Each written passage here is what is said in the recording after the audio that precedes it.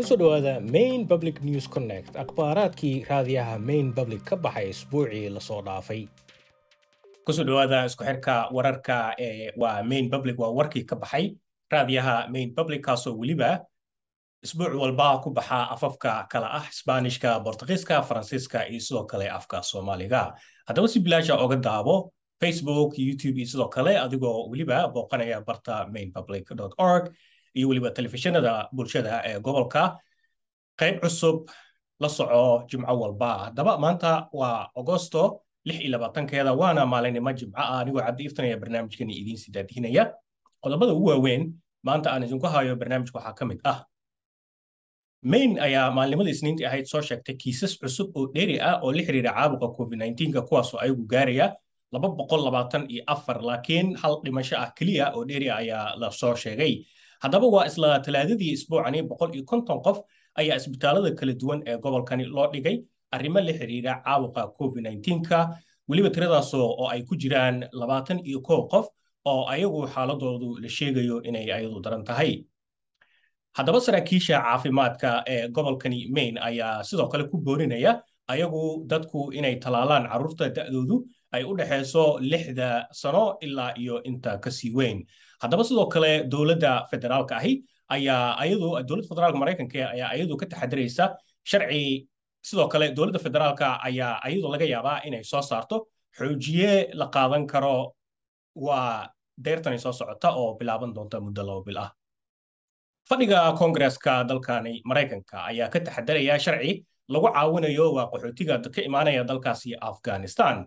Haddaba hagaajinta ama sharciga hagaajinta Afghan loo yaqaano 70,000 oo reer Afghanistan ayuu u ogolaan doonaa sharcigani inay helaan waddo ay ku qaadan karaan waa muwaadinimo.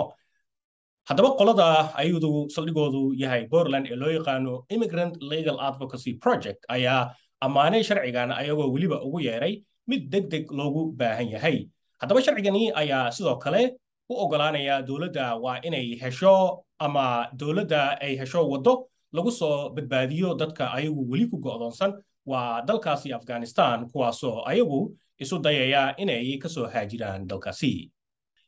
Kalkaalisooyinka Maine Medical Center waa magaaladani Portland ayaa go'aansaday inay ayagu midow sameystaan kadib isku day la rabay in lagu ciribtiro barnaamijkaasi.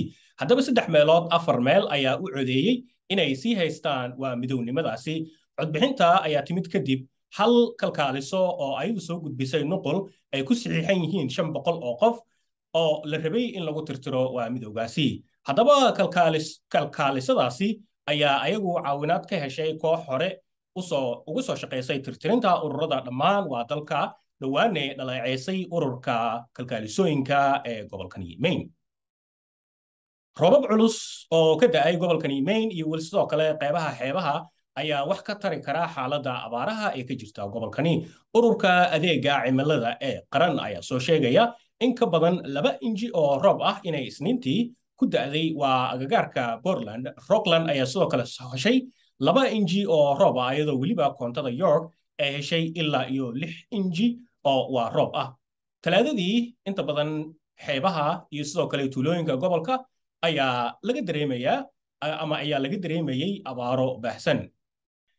Asxaabta halkani waa Main Public anigoo Cabdi Iftan ayaa barnaamijkani idiin sii daadihinayay. Haddaad ka heshay barnaamijkan fadlan ha hilmaamin inaad aragtidaada noo reebto aadna sii qeybiso barnaamijka. Waxaad waliba iska diiwaangelin kartaa warqadda isbuuclaha iyo sidoo kale gruupka WhatsApp. waxaana mar walba jecelnahay inaan ka helno warar adiga akhbaaraadkaad aan helno. Waa ku mahadsan tahay la socodka barnaamijka maanta iyo taageerada aad noo hayso. Tan iyo isbuuc dambe intaan dib u kulmi doono barnaamij midkan la mid ah oo anigu Cabdi Iftan idinka ka tagaya sidaas iyo nabadgelyo. Assalaamu calaykum waraxmatullaahi wabarakaatuh. Main Public News Connect waxaa suurageliyey taageerida shakhsiyaad ganacsi iyo aas-aasayaasha dhammaan Maine, Co iyo Patricia Yuan, Seaport Credit Union, Suuqa Hannaford, IDEX iyo Maine Housing. Main Public News Connect waxaa suurageliyey Co iyo Patricia Yuan kuwaasoo ay ka go'an tahay inay isu xiraan dhaqamada bulshooyinka kala duwan. Juntos. Ensemble. Warajir. Junto. Seaport Credit Union. Together.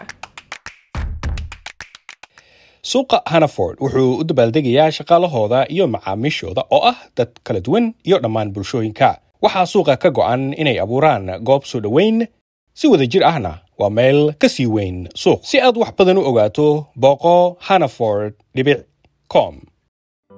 Main Housing waa guri raaxo. gurigu waa furaha. Main Housing waxay u taagan tahay inay ka dhigto guriga meel diiran, ammaan ah, ayna dadku awoodi karaan. booqo mainhousing.org si aad u hesho adeegyo ay qabtaan oo dhammaystiran.